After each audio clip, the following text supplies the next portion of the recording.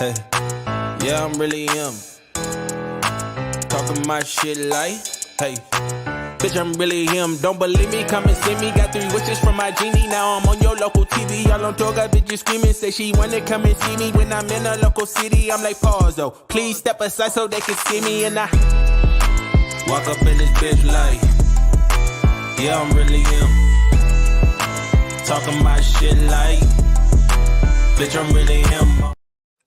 Yes, sir. Yes, sir. Yes, sir. Ladies and gentlemen, thank you once again for tuning in to another episode of the GOW, the Generation Wrestling Podcast. As always, yours truly, the franchise, aka the showstopper, better known as the GOW's resident tribal chief. And with me, as always, I got my tag team partner, my brother, my family. He is the flyest in the room, Mr. 1, 2, 3. Been that ass down, K Breezy, aka EC's resident Isaac Hayes, King Tuco. Bro, what's good?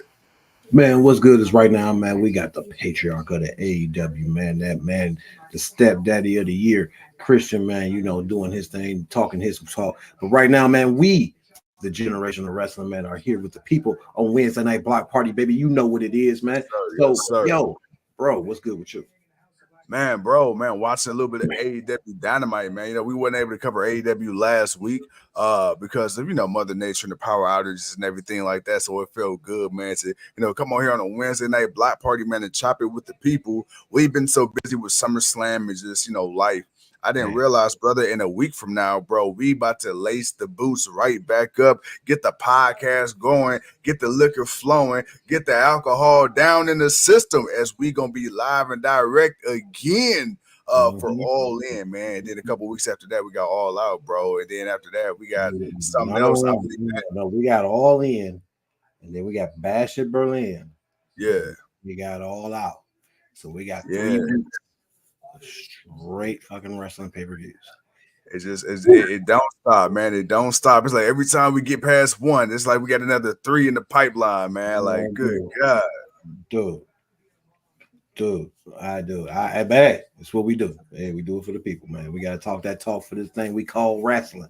But with that being said, man, bro, the show started off tonight with your girl, who you have not been the biggest fan of.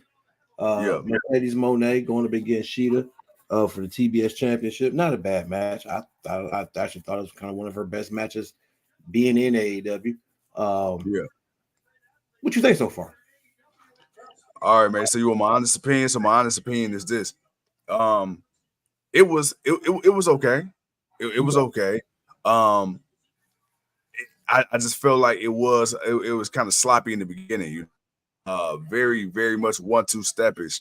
And it is what it is. You know, I feel like, you know, it has the potential to be, you know, a good rivalry if they decide to go that route. But it just, I don't know, man. It's something with Mercedes right now, and it's really not clicking with me. And I really don't know what it is. And the crazy part is, you know, when she was in WWE and Sasha Banks, bro, she could do no wrong in my eyes. But I got to be honest, man. If I'm being an unbiased commentator, man, and a true journalist of this thing, man, I got to be honest, dude. There is something I'm not quite getting out of Mercedes Moné, and Camille has been a nice addition. She's a great heater.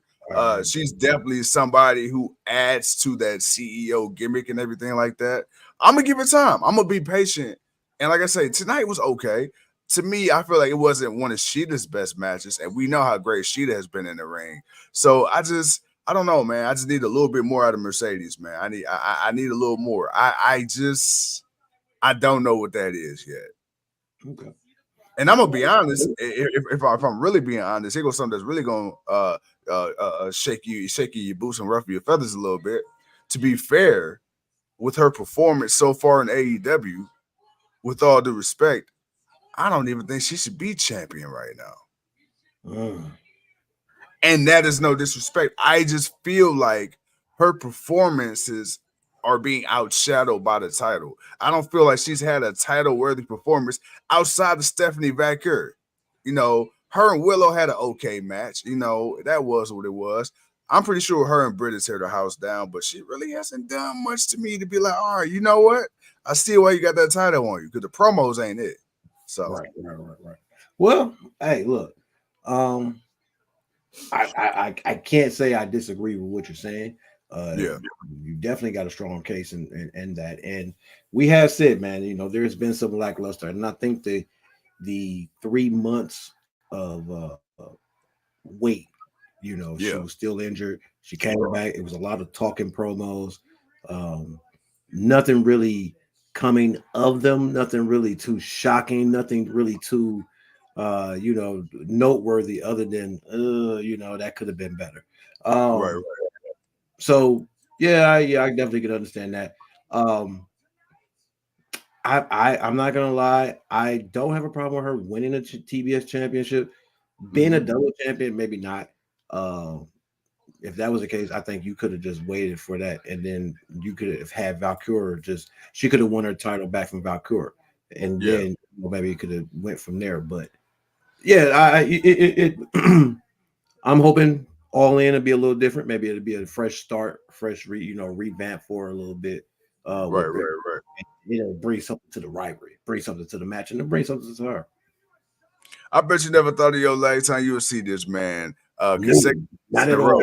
Not at all. That's why I'm like, bro, let me go ahead and get this out the way now and have this conversation, because I'm like, bro, you've been very, very crucial. And usually, I ain't gonna lie, everything ain't been great with her in WWE, but you've been like, you don't care. You've been letting it ride, man. Man,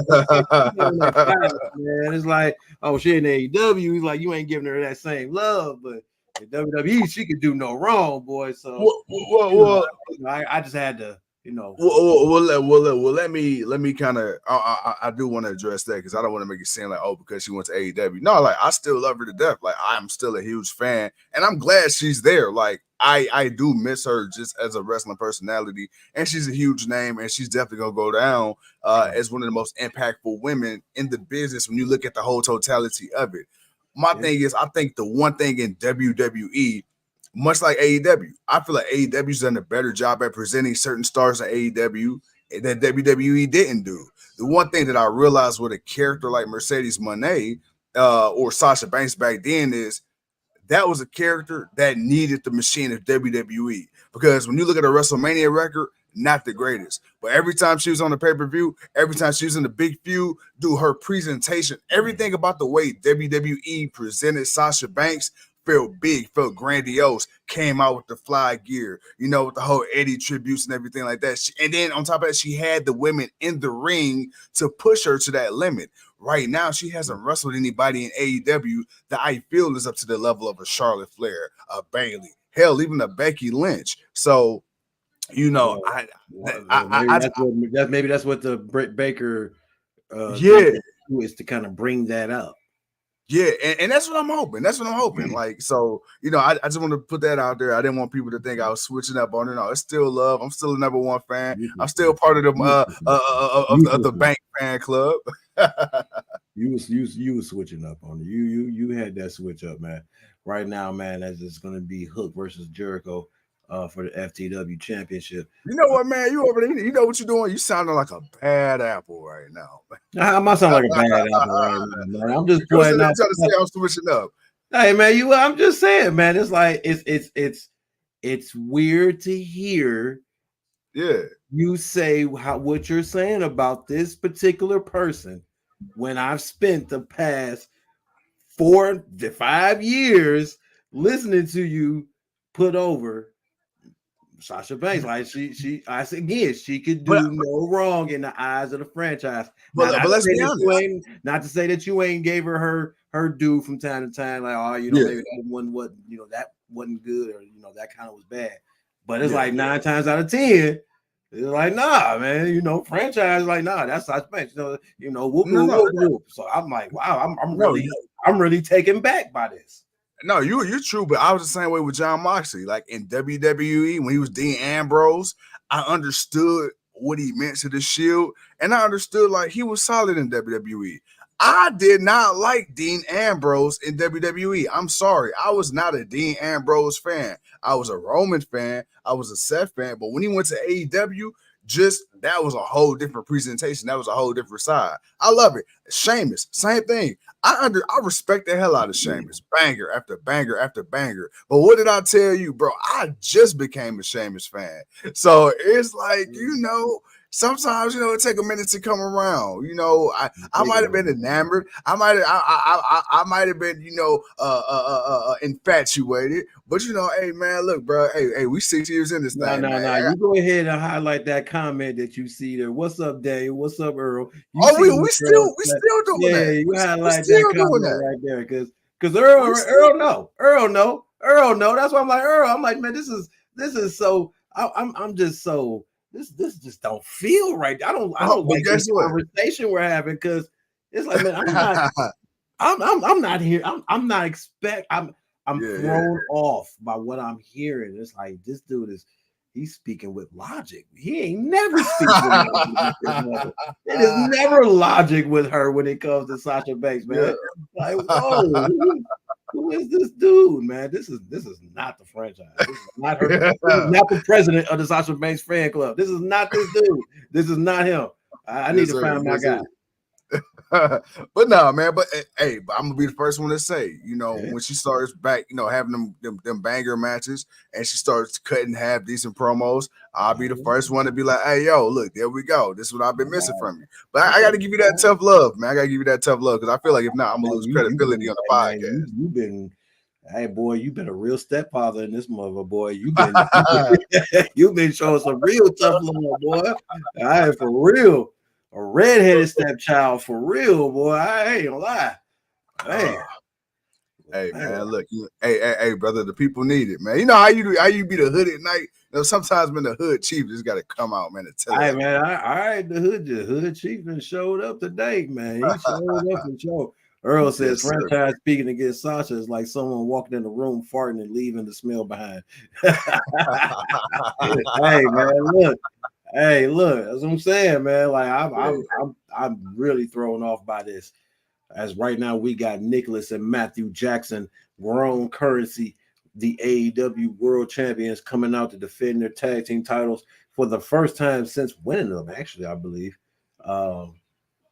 against the Acclaimed tonight. Which honestly, I feel like this, considering what time it is, this may be we may get this team time out this match. I thought it would come on a little earlier. Ooh, as we got them boys, the Acclaim coming out to whoop the ass. Oh, they not even waiting to the introduction. We don't get a rap tonight. We just gonna get some straight ass whooping. Of course, man. Hey, man, ass beateries at the top of everybody's list. Hey, tonight has been a run up and a run up and whoop ass kind of night tonight. Oh man. yeah, everybody been kind of catching it. Hey man, but you know what? Let me ask you this, brother, because while we in the middle of talking about AEW and what type of night it's been pretty solid. AEW, man, for a while they kind of hit a lull, right? And we were kind of wondering, like, damn, this ain't the alternative that we've grown to love, in 2019 and 2020 and 2021. Especially, they went through they period where they lost a lot of big stars, had a lot of backstage drama that came out. Hell, Britt Baker involved in more drama, but that is what it is. Dude, has AEW, man, has it finally started to level back out and kind of went back to its roots of what it was when it first came out as far as hype and fandom? It still has that, what's the word I want to use here? It still has that kind of fandom about it. Yeah. Okay. It still has, because right now, like I said before, man, you're looking at a lot of people when AEW first started, a lot of folks didn't know them. And now you're looking at a lot of them as household names. Some are still in AEW, some have moved on, some have come to AEW for a short period of time, and it didn't work out. Ethan Page, and he's gone out. Guys like Brian Pillman Jr., the varsity blondes or blues or whatever the fuck they were called. It worked. It worked. It had its moment every now and then. It had its moment. Right. But other than that, that was pretty much. I mean, the only person that really kind of really became something out of that was Julia Hart. You know, she kind of had the biggest breakout moment out of that. What was happening.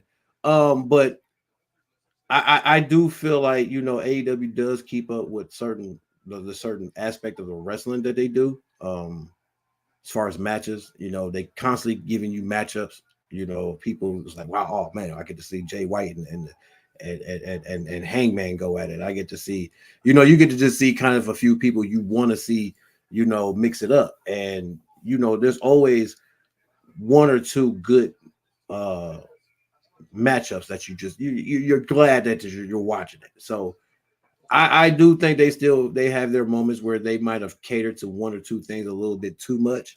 Right. Not gonna lie about that. They've had their run where and we said, man, you know, TK has that's kind of the way it works. Is where, you know, TK will give you a few weeks where it's like it's some good solid wrestling, you got some good solid matchups. He's building up some nice little rivalries or whatever, and then, you know, it may hit a little slow point. You know, and you know, he may drop a couple of bomb shows here, and then he like, all right, you know what, we got some people rested up. You know, we've done a few things. Now it's time to pick it up, man. Or, you know, hey, this person's become available. Hey, let's bring this person in. So it's still that company where you can come in and do what you do, and if you leave, you leave. Like, to me, I feel like that hasn't changed. Even for Tony, right now, where he's dealing with guys like Ricky Starks and Daniel Garcia, where, you know, there's talks that, you know, they're leaving the company or they're not happy or whatnot. Sammy Guevara not really having anything to do in AEW right now, so he's staying in Ring of Honor. And don't get me wrong, it sucks, but that's wrestling. It's happening in TNA, it's happening in WWE, it's happening in WCW, it's happening right. Ring of Honor, it's happening in you know, TNA now. You know, it's happening all over, man. You have some guys, you know, that can come up in one company and then, you know, they may go somewhere else and become bigger. They may stick around and it may work out for them. I'm not saying it can't work out for Ricky Starks or Daniel Garcia. It could work out better. But you have guys like Swerve who, again, this is what this company's for. It's a company for guys like him to be able to come in and, you know, and reestablish himself and, you know, show that, you know, I'm more than what you think. You know, that's the whole thing, man. Like, that was the whole purpose. And after a while, that purpose has to change. It can't be the sole purpose. It was cool for the first few years because when WWE, when they were trying to come out and Vince re-signed all the talent, and you know, so nobody, you know, would be available for AEW to do what they needed to do. You know, they took their chances with a lot of nobodies, and it needed to build up to be something a little more consistent in what it is now.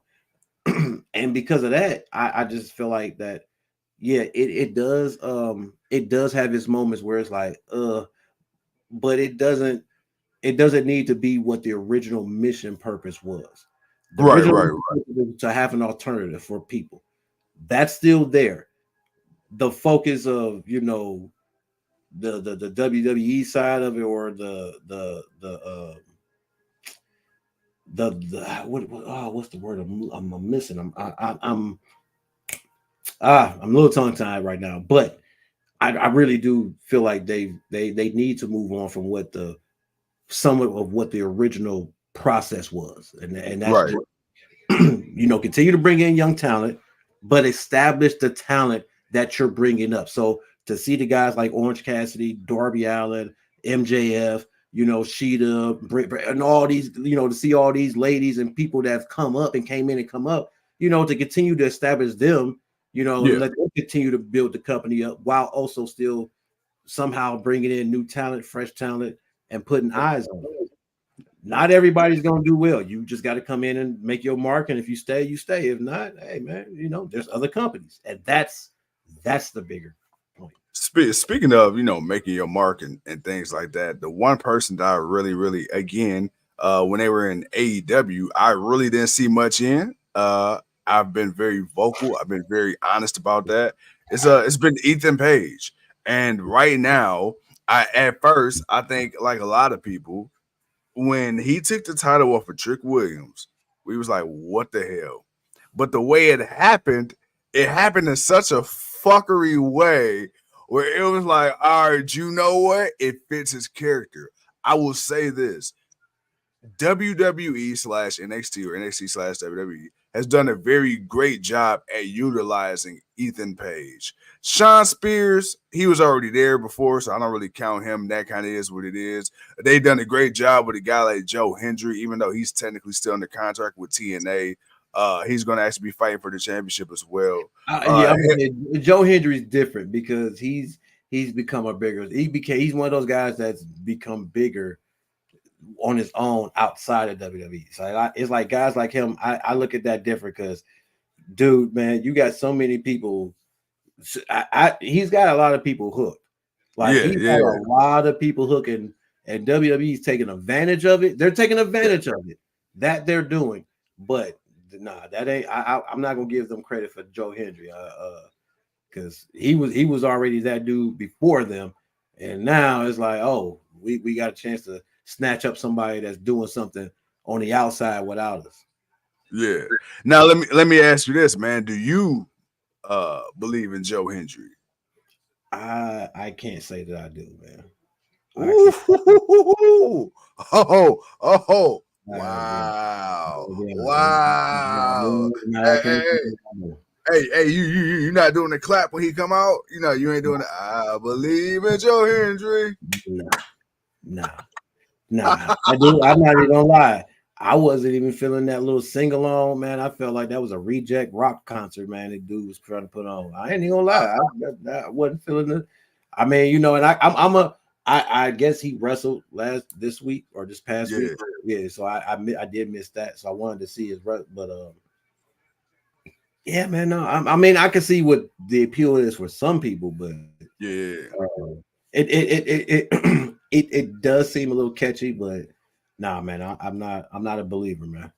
So basically, what you're saying is, man, Joe Hendry not quite tickling your toes. No, not at all, man, not at all. I got you. Earl says, do you see a day where wrestlers stop signing exclusive contracts with these companies? No, because the agreement on being able to work different companies for events and wrestle and the risk of injury is the biggest issue. Yeah. That's why you don't see all the stars in AEW just going to New Japan. You don't see all the New Japan stars just coming to AEW. You may see one or two here and there. Nothing too crazy. But no, will wrestlers have a freedom of sometimes maybe something mixing up? You know, if there's a certain particular year, the time of the year where, you know, the companies would come together and put on a great wrestling tournament or something, then that's different. But outside of that, no, I don't see it.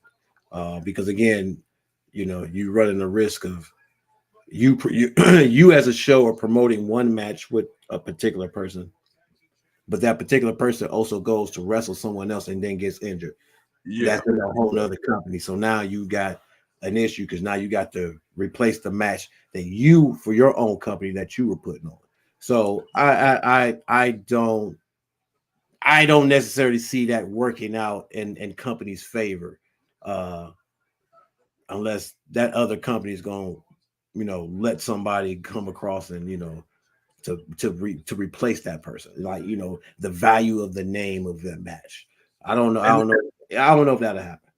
And it's funny that you said what you said about that, because that's actually the one thing I like about the way AEW kind of does things. It's like where if you don't necessarily have something for a guy or a girl on your programming, it's like, all right, fuck it, why not? Yeah, you can go to Stardom for a month, or you can go to New Japan for a month, whatever. We ain't doing shit with you. But like you say, it ain't like you got, you know, your top guys that's in the middle of a storyline, with the exception of Moxley. Right. You know, his crazy ass, they let him kind of go over there and do whatever. But you know, them type of guys are different. I mean, even though there's been injury or risk or something about it, again, you know, that's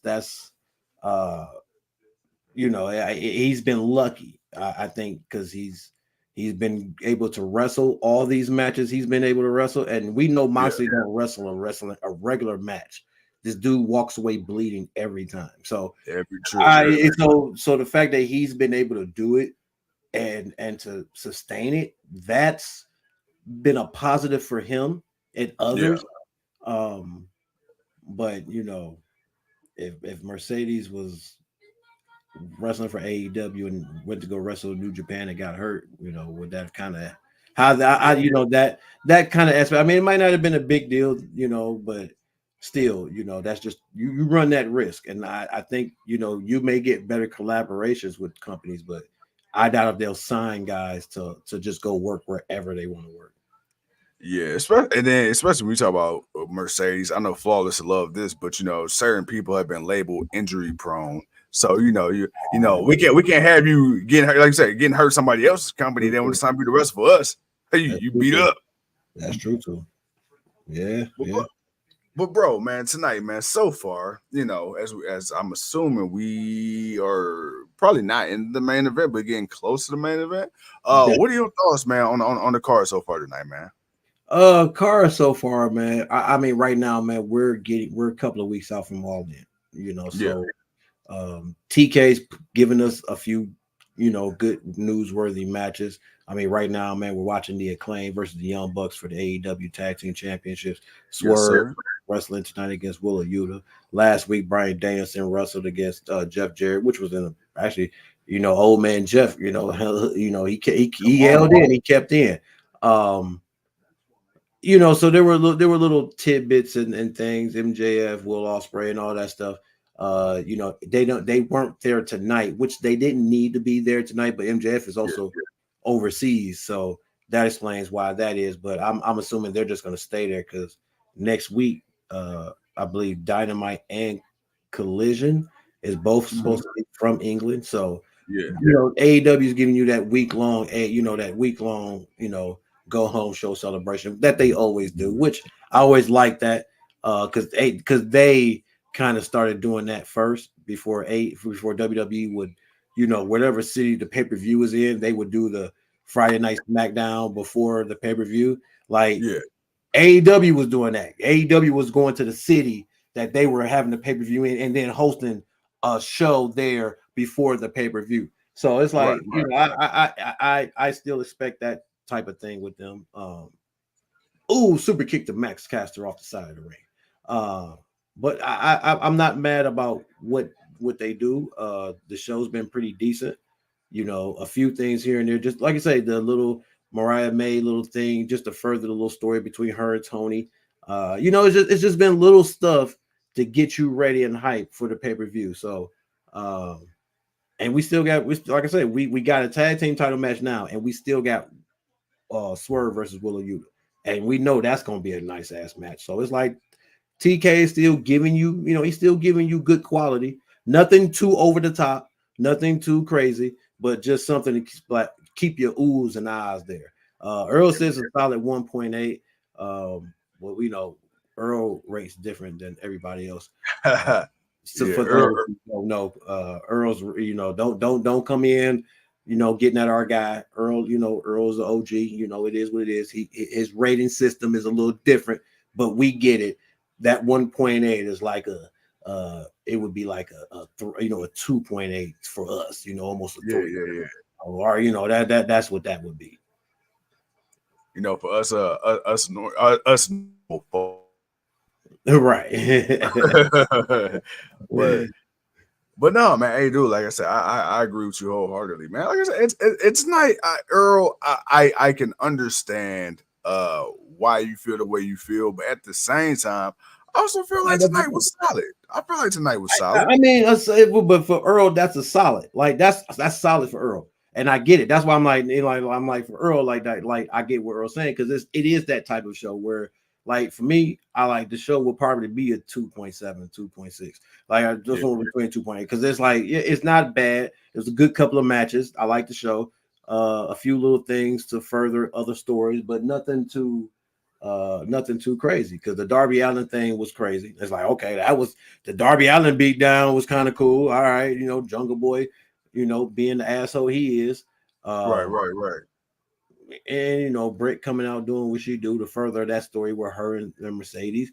The Hook thing, it was hit or that's hit or miss or whatever. Right. I mean, I say right now we got a good. I mean, right now this tag team match is damn good, and we still got show to go. So that 1.8 could have go up for Earl. It can definitely go up, and it definitely can go up for us. Hey man, Clive, what it do? The young boys doing what they do, man. All right. Oh man, good God, I'm over here, brother. Hey, I'm over here going through some immense pain, man. I got a crick in my neck, man. I'm trying not to. I'm trying not to turn my whole body when I want to talk. No, you gotta just turn the chair, man. Just turn the chair, man. You gotta, you gotta sit comfortably, brother. Yeah, man. I See, feel it. If you had a championship behind you like I do, you could sit comfortably and tilt, like I do. So so you can put the thing on display. Hey, from me to you, fuck you. Oh, Bowen just took a power bomb on the outside on the ramp. Hey, dude, speaking of, well, not power bomb, but did you see that video I sent you of that alternate angle of Braun Breaker launching Sami Zayn head first into that barricade? No, I didn't, man. I meant to look at that. Bro. Hey, that angle, dude, because they shot it from two separate angles and put it in one clip. That shit looked crazy. How Sami didn't break his neck, I don't know.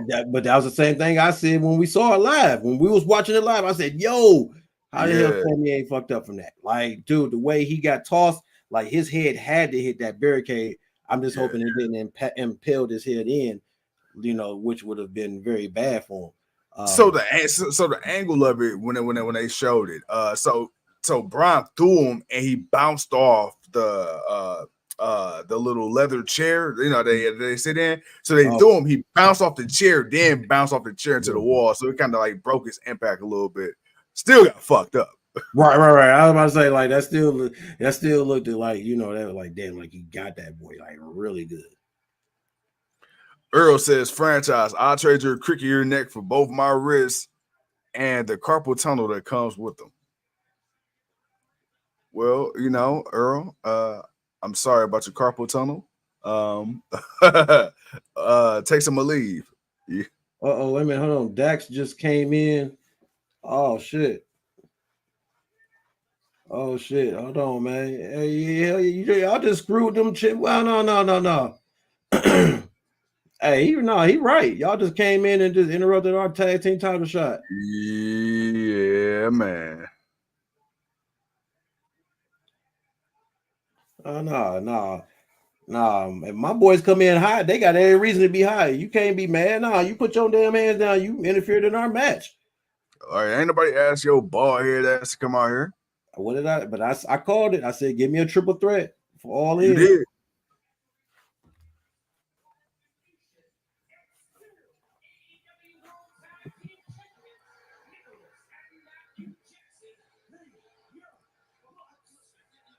Look at the young bitches over there.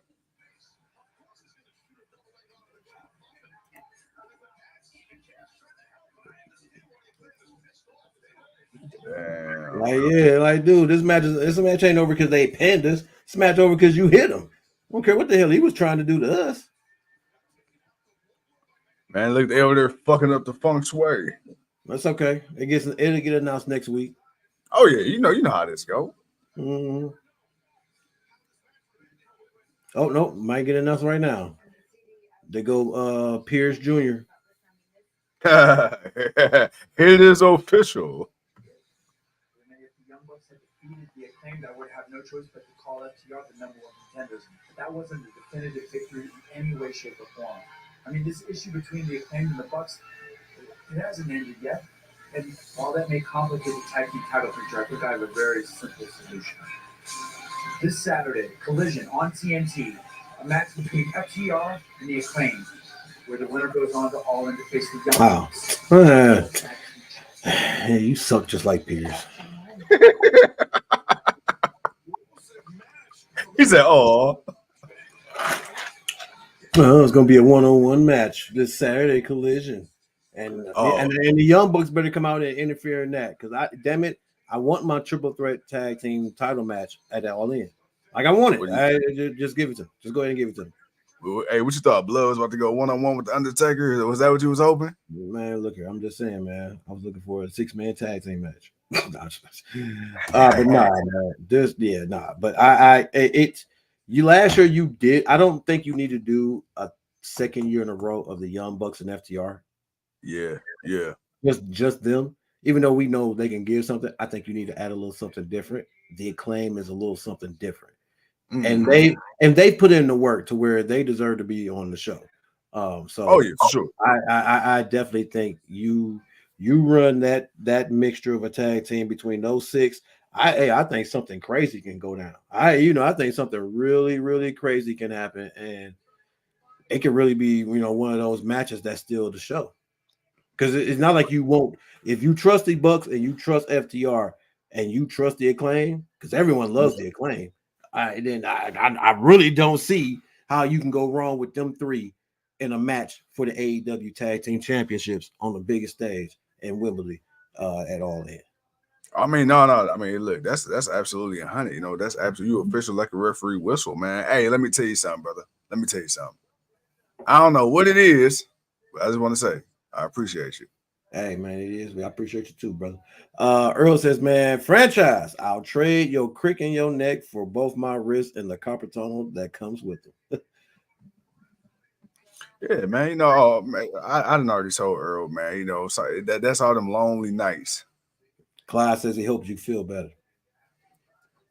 We getting there. Ain't nothing a little bit of aspirin can't solve. A little bit of Aleve, a little bit of Motrin. A couple of 800 milligram Tylenol pills. Man, look, that's a lot to be. Hey, brother, that's a lot to be taking at one time, man. Just say no. Hey, I'm over here channeling my inner perk angle. How about that, thing, boy? You over there sound like Slim Shady, boy. Like, hold on, bro. Slow down, bro. Slow down. Hey, like, boy, that Viking and yum. Man. Oh, man. Oh, man, look, that's probably part of the reason why he got a cricket in the neck. Yeah, that might just be the exact reason. Oh man, like damn, man, we're putting in overtime. Hey, 1, 2, 3. A 3. Oh man, yo, if you know, you know. Yeah. Oh man. Gotta get to the center of the Tootsie Roll Pop. Come on, man. Come on. Man. All right, man. Right now, man, we're getting this farewell video of Bryan Danielson. A lot of Ring of Honor photos or pictures, a lot of in New Japan. Of course, no WWE because they're like that. But the impact Bryan Danielson has had coming to AEW and just being that dude that he's been, like, dude, that's it's been really good, man. And honestly, I'm still torn, man. Like, we ain't even got to the prediction show. I know. Man, I don't. I'm kind of dreading this prediction, man. You know how I felt about SummerSlam because I'm like, bro, put matches on that card. And I'm like, dude, I don't know if I don't know who's really gonna win, but I'm gonna pick somebody, bro. When we get to this, dude, and he's in. And you know what? That's the thing, man, because it's like it will be dope if Swerve is the one to retire Bryan Danielson, but at the same time, it's like I'm not ready. Selfishly, I want to see him hold this title. It's like, damn it, I like, dude, like, come on, man, you got for real. Honestly, yes, I do think that he's enjoyed what he's been doing, and he hasn't. He has not pressed the issue of wanting to win the AEW World Championship or any championship, because I think he could have won any championship and held it for a minute, and then lost it to somebody, help build them up or whatever. So I'm not saying that would have never happened, but he did not. And I know a lot of people say get on Tony Khan about, like, no, you can't get on Tony Khan about this because Bryan Danielson has been one of the top wrestlers there. He's gotten the opportunities and he's lost only, I think, 2 title matches, but if it was really like, I want the title, Tony Khan's not going to argue about it. Hell, if anything, he's trying to convince him to take the title so he can have him as the champion. It's different, but knowing that he's on father time catches up to everybody, and Absolutely. and for a guy like him, for the style that he does, unfortunate, we're not sure how much longer he can go. So it's like, you know what? I in this industry, man, you got to go out on you want to go out on your own before they carry you out. Yeah.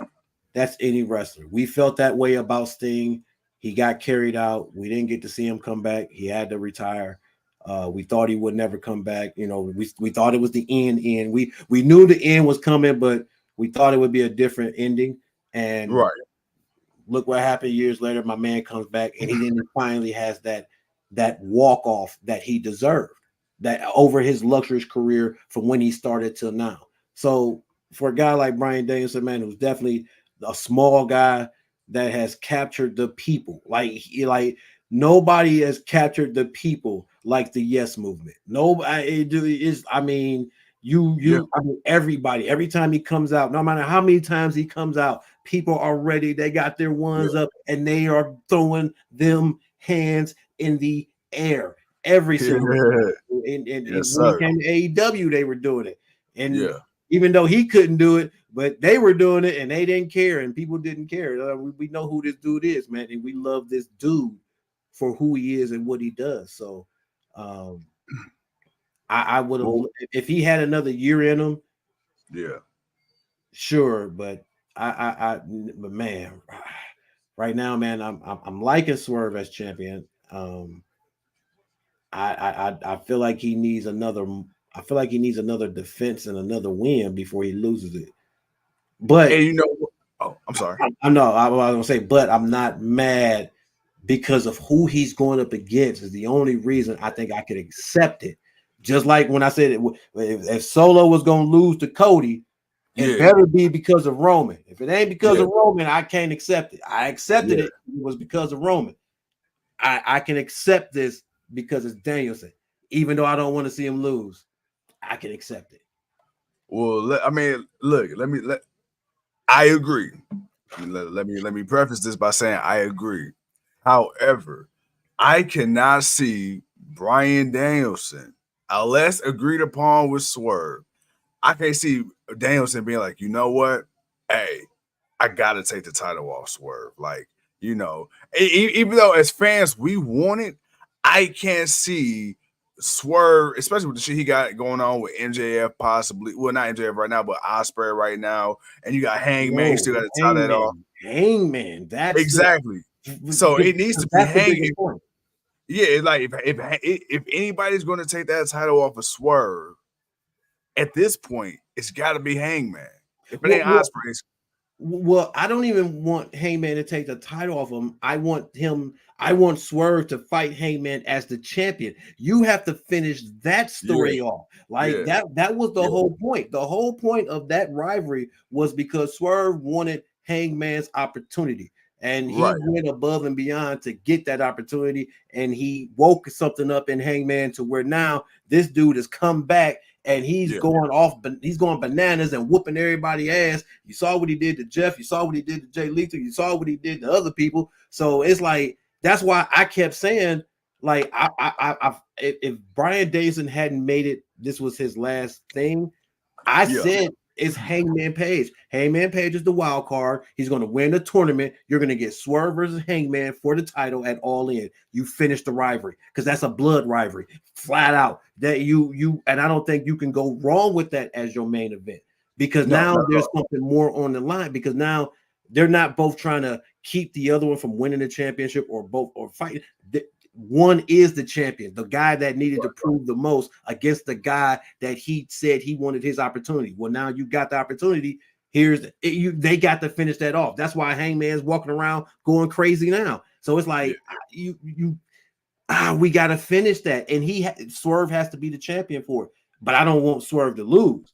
Like I feel like that defeats the purpose. I feel like Swerve needs to beat Hangman. Hangman's already had his run. You can come back to it later. And the Hangman can get his get back, but I feel like we needed that, and that's why it's hard for me to want to say I want Swerve to lose because if Bryan Danielson really retires, like after he wins out All In, he retires. That's it. He don't come back. He don't defend the title, or he'll have his like send off, but he doesn't. He'll retire. That's it. The title become vacant. Then if they do something like that, where it's Hangman and Swerve for a vacant championship, I may be cool with that if that's the plan for after All In. But you know what? I'm still bothered by it. You just sparked the thought in my head. Ready? Okay, look at this. All right, you got Hangman, you got Swerve. Excuse me, you got Swerve, you got Danielson. Let's say for shits and giggles, interference happens. Technically, Bryan wins via DQ. Now you got your match at Wembley for the world title. Swerve loses, but doesn't lose the title. Danielson doesn't retire on a technicality, and then you can run it back at All In. I mean, All Out. You can run it back at All Out. You can run it back at All Out because it's a triple threat. Because now no. I like the idea. I like where you're going with it. The problem is it's the place of where you're doing it. Okay. This is where you want to have a legit straight up match, or at least clean, not the cleanest, but clean enough to where a legit person won the match legitimately. Because when you think of it, you got Swerve versus Bryan Danielson, like they just gonna pull out all the stops. They're not gonna be trying to low blow each other to get over. They just gonna try to out wrestle and beat the hell out of each other. Compared to where you got a Swerve and Hangman, that's a different dynamic, of what that is. So for me, I come on, man. Come on, there's man. Gotta, I don't want a tainted finish like that. Right. Like you taking that across seas, you want a legit finish, you want, what I'm saying, you want a real big moment out of it, because I don't know if you can capture that moment 2 weeks later. You know what? That's fair.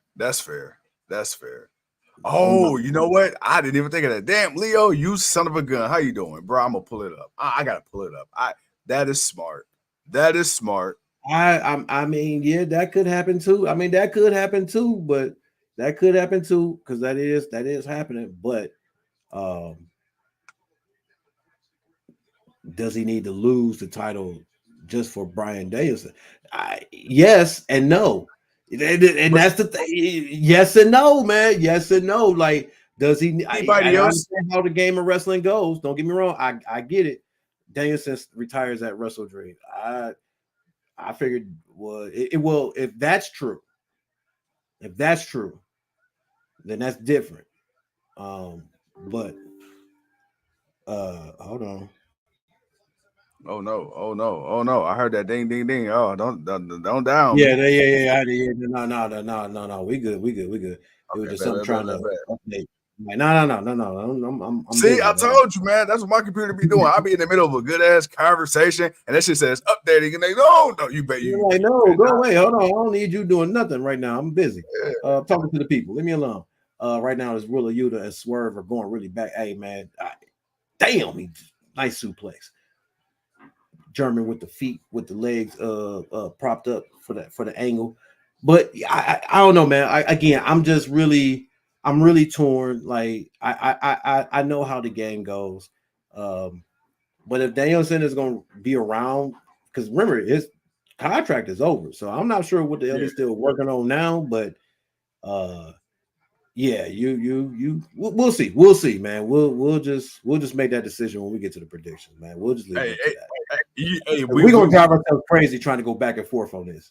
Hey, we've been told by a fearless leader we'll cross that bridge when we get there. Yeah, right now, man. But Swerve and Willa, man. The British are coming. The British are coming. But Bryan Danielson right now, he's watching.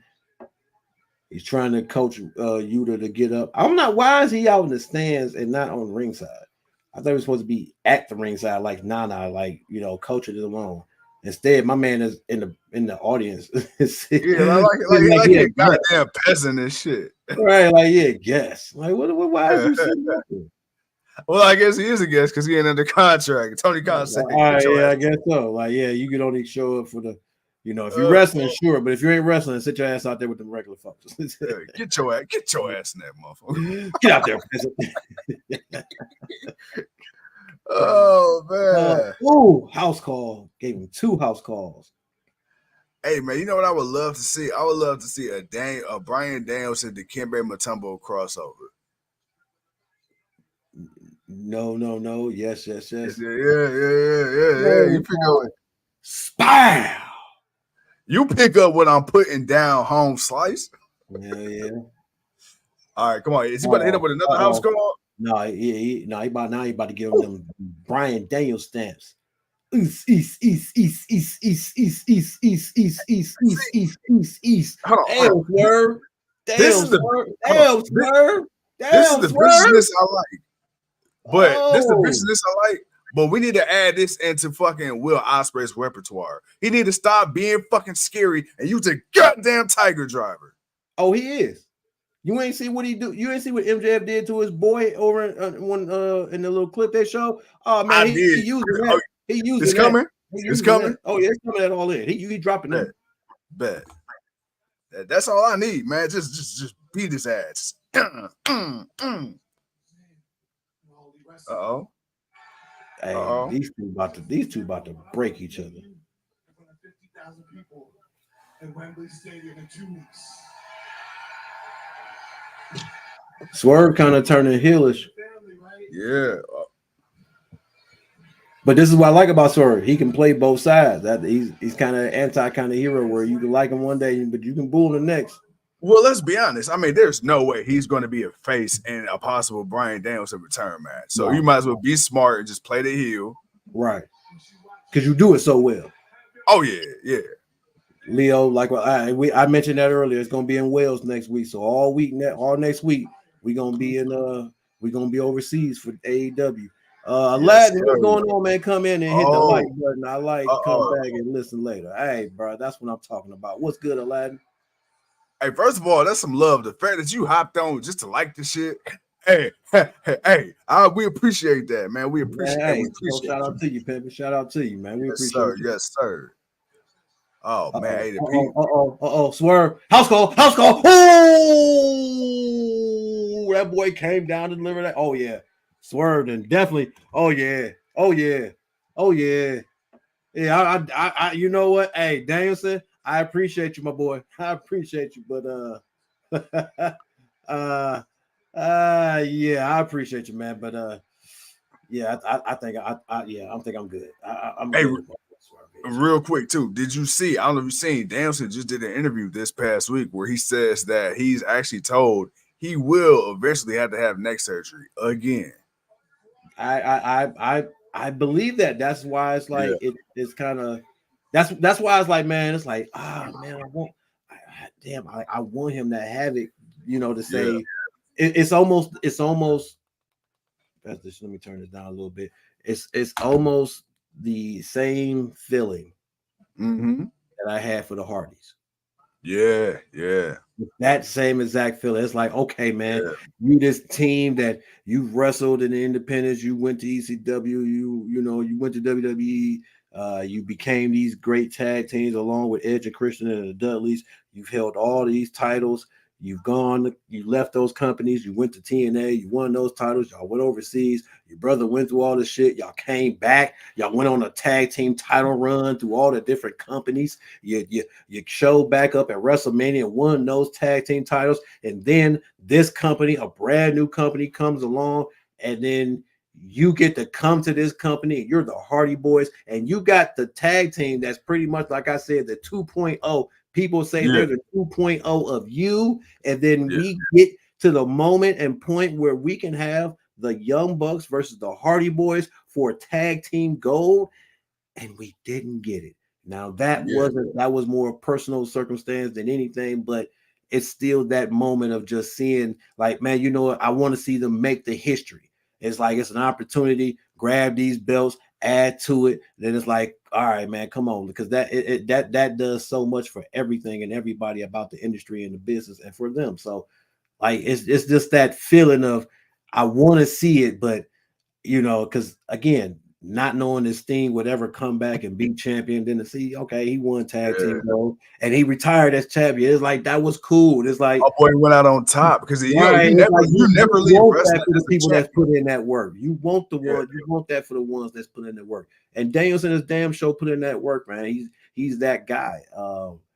So that's where I say it's really hard, man, because like you want to see it, but man, I'm loving Swerve as champ right now, man.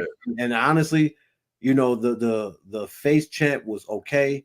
It was cool, but I need you gonna give me a heel Swerve? Like, hey man, give me a heel Swerve for a little while. You know why? You know why heel Swerve work? Because heel Swerve, like, he's desperate. Heel Swerve is hungry. See, when he's dangerous.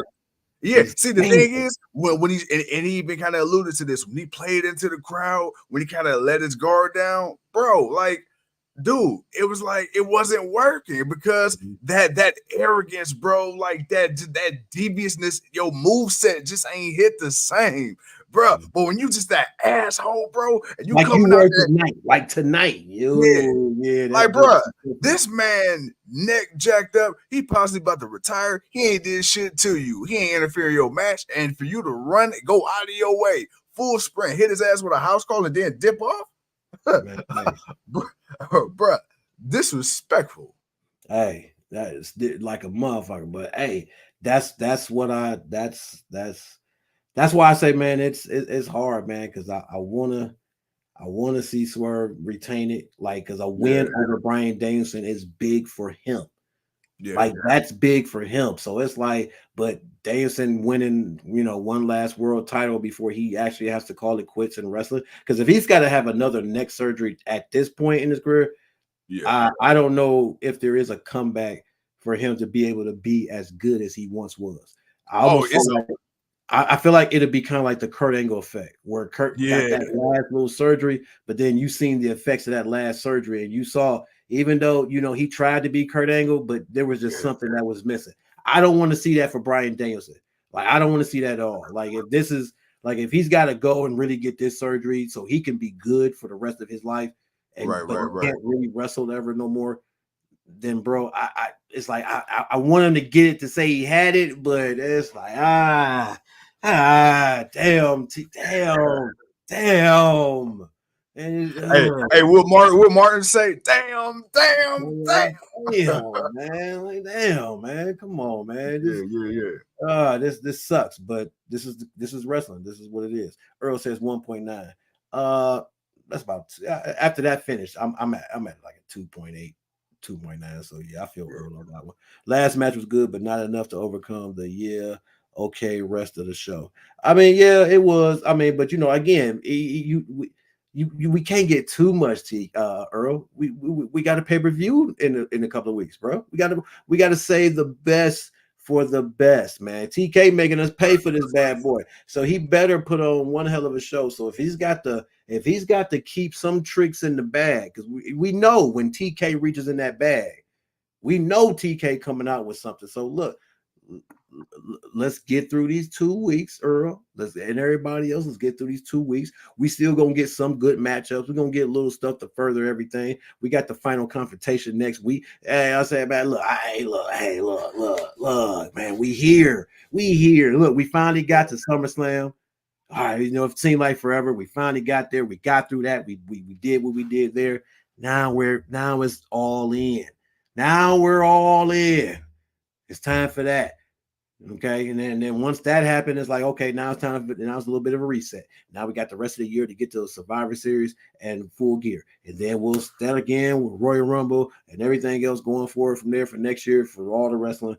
But for tonight, hey, it just needed to be it just needed to push a little bit, still entertain, and then we'll get the final results of everything next week.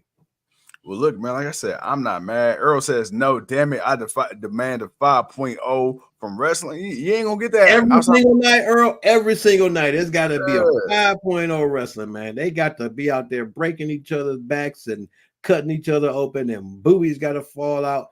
Look here, man. I understand. I get it, Earl. I get it. Hey, speaking of real quick, man, then we'll do what we do.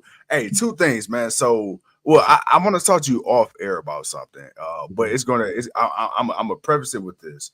Dominic Mysterio, man, had a hell of an interview on the Logan Paul podcast, which I think you would thoroughly enjoy. But man, Damian Priest, his documentary on Peacock. If you ain't seen that, bro, watch that.